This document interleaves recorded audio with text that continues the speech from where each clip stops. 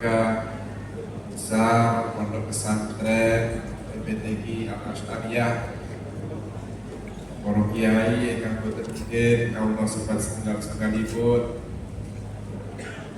kawan-kawan saking pemerintah, baik pemerintah kabupaten, baik pemerintah provinsi, kecamatan, Forkopimda, Forkopimda, atur sembahpun, para wali santri, tamu undangan yang berbahagia, yang kami cintai, adik-adik Pondok Pesantren Tahfidzul Quran Astariyah, utamanya yang malam hari ini kita bersama-sama tadi sudah menyaksikan bagaimana dari 128 santri yang diwisuda pada malam hari ini menunjukkan bahwa kegigihan, keseriusan, koordinasi bukan hanya para pengasuh saja, akan tetapi juga para wali santri, termasuk para pengurus, para asatidah di pondok pesantren Tahfidzul Quran Astariyah ini. Tentu kita patut bersyukur kita bisa menghadiri bersama-sama ala barokah Al-Quran. Sebab Al-Quran menika kathah kisah yang mana ulama-ulama kita di barokatil Quran benar-benar menjadi orang-orang yang dihormati. Banyak, termasuk salah satunya yaitu salah satu mazhab, yaitu Imam Hanafi. Imam Hanafi ini selain beliau faqih, menguasai faqih mazhab, tetapi juga beliau menghatamkan Al-Quran itu sampai ada catatan beliau khataman Al-Quran itu 7.000 kali dalam seumur ini. Ini sebuah karomah, yang mana karomah ini benar-benar bisa dikuasai.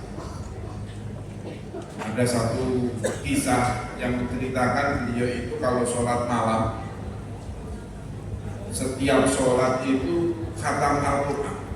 Saya nggak tahu caranya bagaimana, karena dulu waktu saya belajar di Suriah itu ketika sholat taraweh itu pernah suatu ketika saya pengen memang niatnya sih kalian konco-konco itu niat yuk terawih nih murok sing paling hebat nang Syria.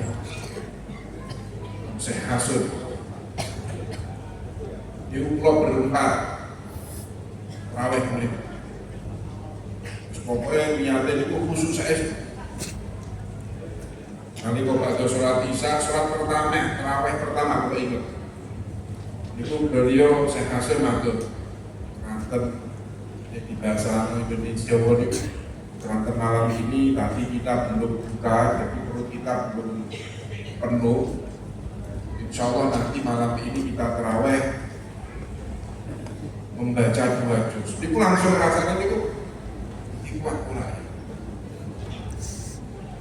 Ternyata setelah 1 rakaat itu bukan kami, sekeliling kami itu juga ternyata sudah bersedia. Sudah wanti-wanti di belakangnya itu sudah mulai banyak kursi. Jadi 1 rakaat belum selesai itu mereka sudah dulu. Saya nggak tahu dengan Imam Hanafi ini kok bisa 1 sholat malam 2 rakaat selesai Al-Quran. Yang kita itu yang 1 taraweh 2 juz saja sudah banyak yang bisa. Tapi ini motivasi buat kita bahwa ternyata Al-Quran ketika dibaca, ketika benar-benar diimplementasikan dalam kehidupan, benar-benar membawa manfaat berkah yang luar biasa. Termasuk yang ada di dalam Al-Quran. Kenapa Al-Quran itu dikatakan selaras dengan zaman? Kenapa Al-Quran ini memiliki sir bahwa di dalam kandungan Al-Quran itu yang banyak adalah tentang kisah-kisah para nabi, kisah-kisah tentang orang-orang yang soleh. Karena kita paling nikmat itu apabila kita berdekatan dengan orang yang soleh. Ketika kita dekat dengan orang yang soleh, permasalahan-permasalahan yang kita hadapi seolah-olah ini selesai permasalahannya. Maka Al-Quran juga lebih banyak cerita-cerita tentang para nabi. Dan di dalam Al-Quran salah satunya yang diceritakan oleh Syekh Ibnu Hajar Al-Asqalani, beliau muhaddis yang bercerita, beliau menyitir dari salah satu ulama. Beliau mengatakan bahwa nggak perlu banyak-banyak nabi yang kita ingat, cukup ada 4 nabi saja. Yang pertama itu adalah Nabi Sulaiman, yang kedua adalah Nabi Yusuf, yang ketiga adalah Nabi Isa, yang keempat adalah Nabi Ayub. Dan kisah 4 nabi ini ternyata banyak dialami oleh umat Nabi Muhammad SAW, yang kaitannya dengan yang banyak itu ustaz-ustaznya, kiai-kiainya. Mulai dari Nabi Sulaiman. Sekarang banyak masyarakat kita menyampaikan Kiai A, Kiai kok sugih, apa orang sebut pada pidatonya,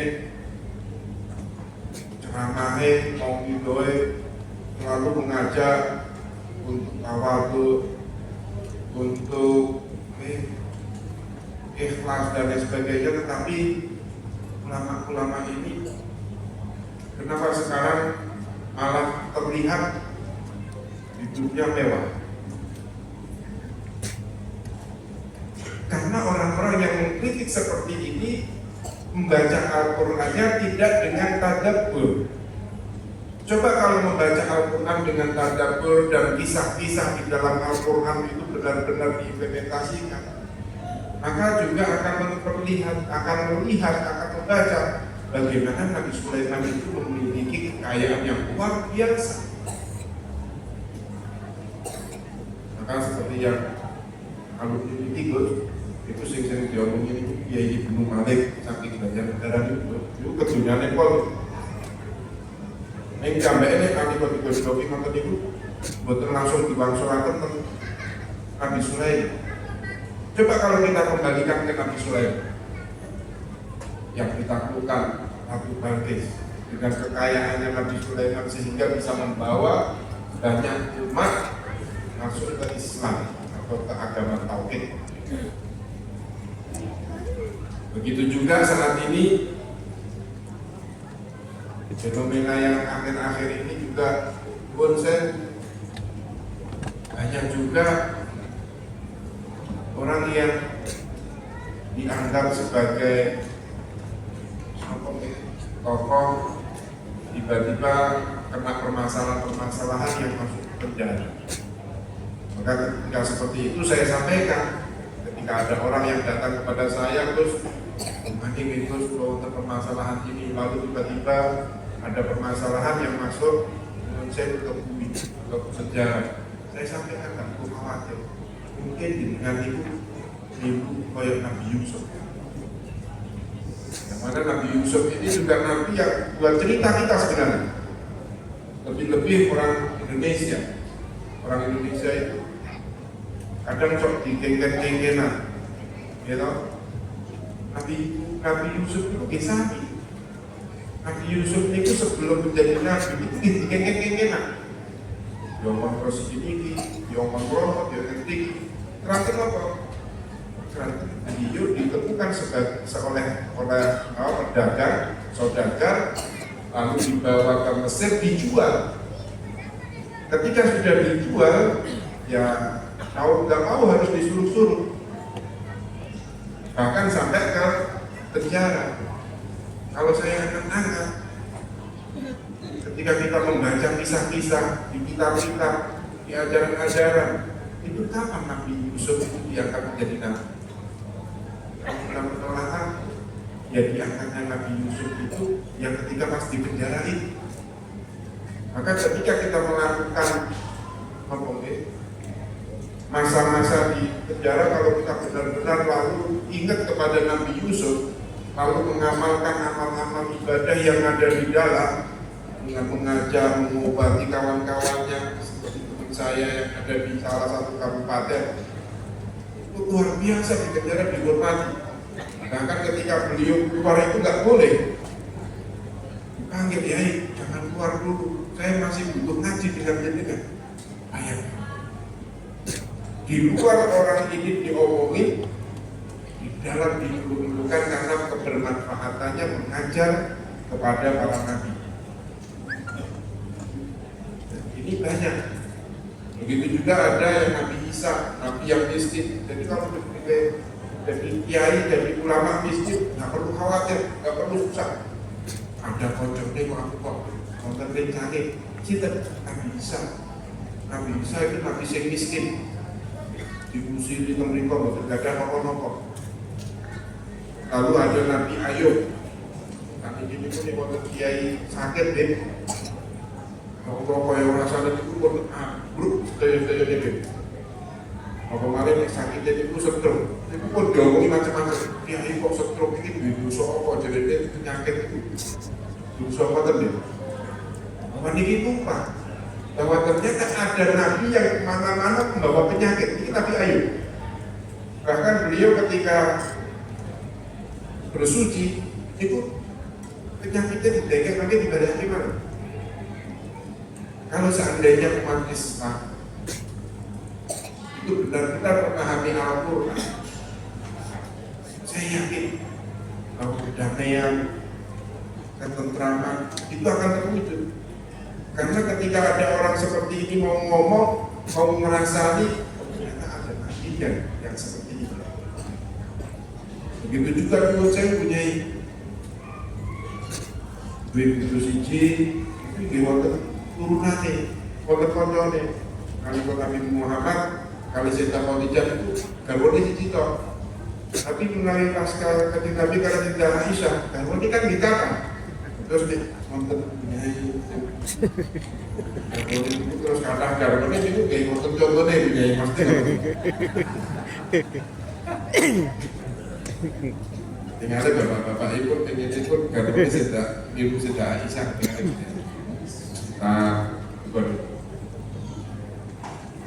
Para hadirin yang kalau muliakan, tentu kaulah atas nama pemerintah tentu mengajak kepada para santri yang saat ini di wisuda. Kenapa saya bercerita seperti ini?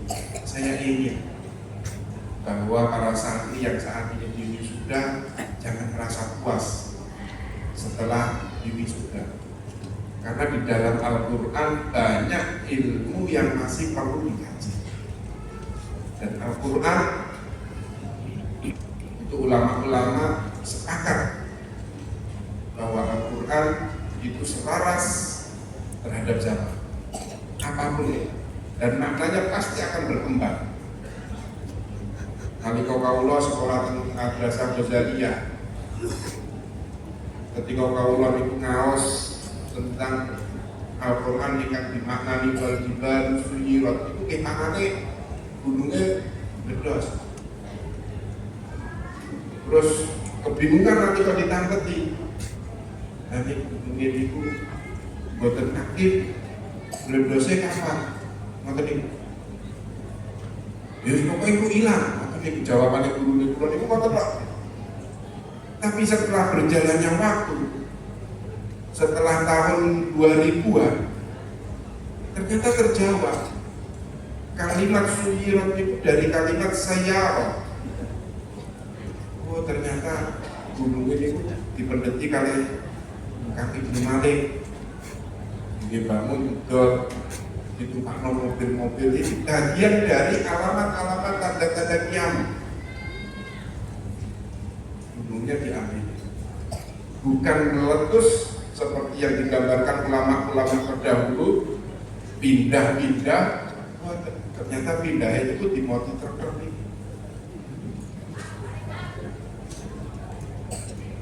Dan masih banyak lagi Al-Quran yang makna-maknanya itu berkembang.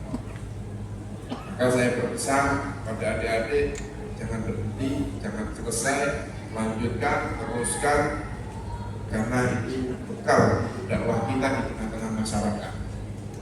Dan ketika kita memahami agama, memahami Islam, jangankan kita bicara di depan orang mukmin, di hadapan yang tidak seiman dengan kita saja bisa. Seperti yang tadi contohnya itu, kalau itu diagen sambutan di depan para bante-bante, para bisu-bisu dari berbagai negara. Bahwa contoh itu kan tidak ceramah tengah DP dia buat ceritanya mau bahwa ajaran Buddha yaitu mencintai alam, menghormati kehidupan, merawat dan lain sebagainya. Jadi dalam agama saya bahwa fondasi Islam, konstitusi syariat salah satunya adalah menjaganya.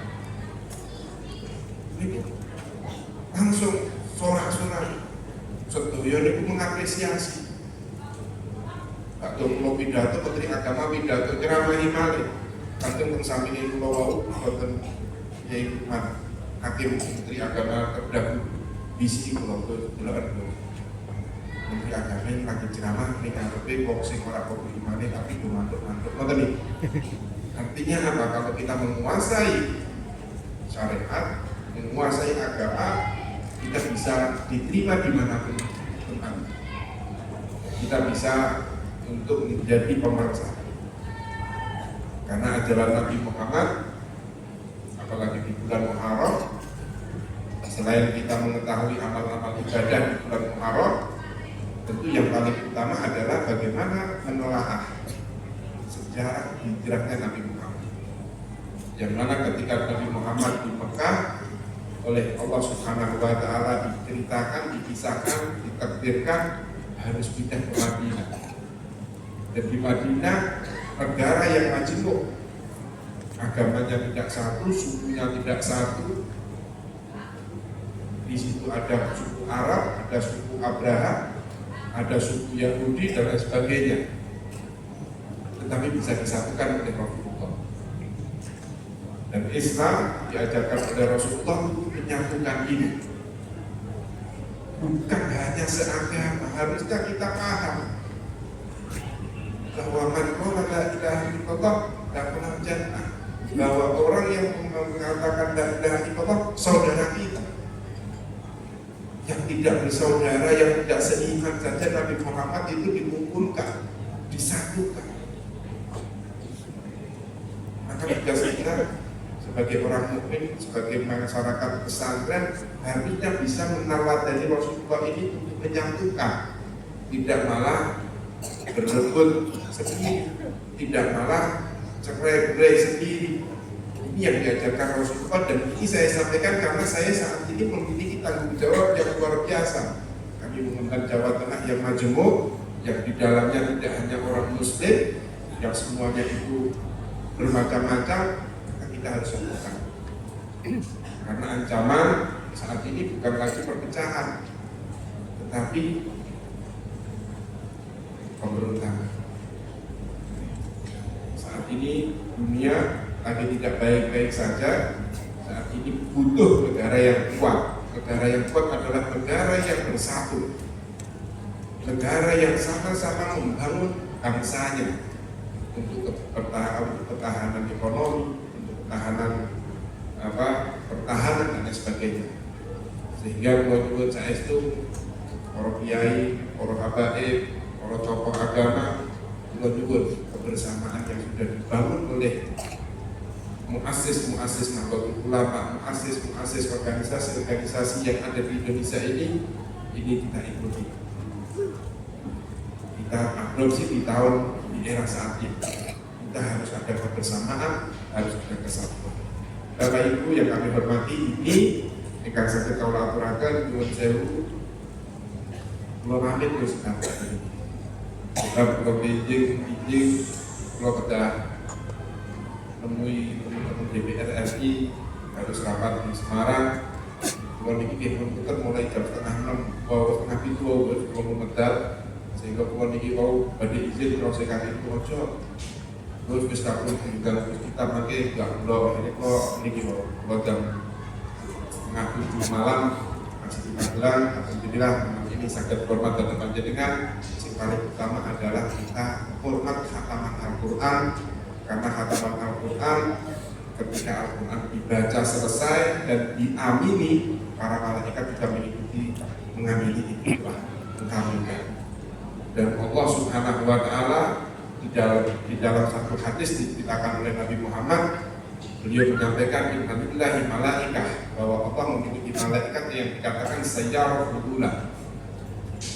Sayyarul ulam ini memiliki tugas yaitu untuk berjalan di muka bumi, untuk mencari orang-orang yang melakukan zikir, dan sebaik-baiknya zikir adalah membaca Al-Quran. Artinya majelis ini adalah majelis zikir yang mana majelis ini dibersamai oleh bukan hanya 4.000 malaikat yang mengamini khataman Al-Quran, juga saat ini kita duduk bersama dengan malaikat yang bernama Sayyarul Ulam, dan malaikat Sayyarul Ulam ini oleh Allah dijadikan saksi orang-orang yang duduk dengan orang-orang yang zikir, orang-orang yang soleh diampuni oleh Allah Subhanahu wa Ta'ala, dan doa-doanya dikabulkan oleh Allah. Maka panjenengan pada malam hari ini yang memiliki hajat, insya Allah dikabulkan oleh Allah Subhanahu wa Ta'ala. Kenapa kami juga memberikan beasiswa kepada, memberikan proyek tali AC kepada Hafidz Hafizah. Kami berharap APBD kami menjadi berkah. Amin. Bisa membangun Jawa Tengah lebih baik, bisa mensejahterakan masyarakat dengan baik. Harapan kami. Bukan hanya itu, kula laporaken mriki bahwa kami juga memiliki program beasiswa terhadap santri Gus. Untuk melanjutkan pendidikan, baik itu di Mesir, baik itu di Jerman, baik itu di kampus-kampus yang ada di Jawa Tengah. Kami juga sudah MOU, mungkin salah satunya juga Sekolah Tinggi Ilmu Al-Quran Wonosobo. Kami juga sudah menandatangani MOU dengan 41 kampus yang ada di Jawa Tengah. Insya Allah untuk para santri juga kami akan memberikan beasiswa untuk melanjutkan kuliah. Dan alhamdulillah saat ini diuji untuk menyeleksi santri-santri untuk melanjutkan sudah di-SK-kan oleh Pak Gubernur, sudah ditandatangani oleh Pak Gubernur. Tinggal pelaksanaannya nanti beliau-beliau yang akan menentukan santri-santri yang melanjutkan ke Mesir siapa, yang melanjutkan ke Undip misal siapa, yang melanjutkan sekolah tinggi di Ilmu Al-Quran Wonosobo siapa, itu beliau-beliau yang akan menentukan. Kami juga menseleksi, kita mengadopsi, ada dari Kajen, ada dari Kaliwung, ada dari beberapa pondok pesantren yang kita libatkan bersama-sama untuk menguji. Pantunganipun, mugi-mugi program ini bisa berjalan dengan baik dan bisa lebih baik lagi untuk pondok pesantren. Dengan catatan santri yang nanti mendapatkan beasiswa dari APBD provinsi tidak boleh kemana-mana. Setelah lulus harus mengabdi ke pondok pesantren masing-masing yang memutus, guna memberikan tambahan guru untuk memberikan materi-materi di pondok pesantren. Terima kasih. Matur suwun, hadanallahu wa iyyakum ihdinas siratal mustaqim, wallahul muwaffiq ila aqwamit thoriq. Wassalamualaikum warahmatullahi wabarakatuh.